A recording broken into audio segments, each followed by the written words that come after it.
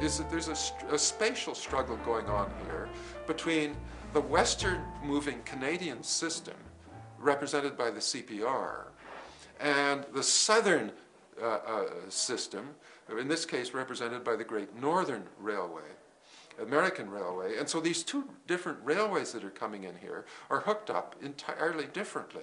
The one that's going over to Caslow is going south from Caslow by steamer down to the south end of Kootenay Lake and off to American smelters.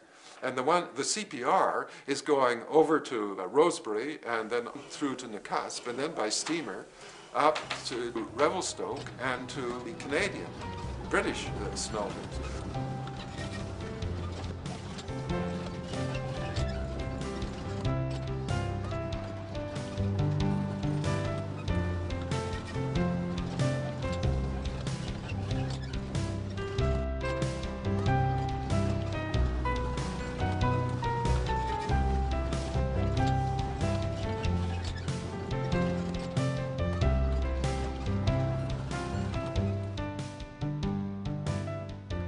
The Kootenay and Slocan was a narrow-gauge railway and was the first rail service into Sandon.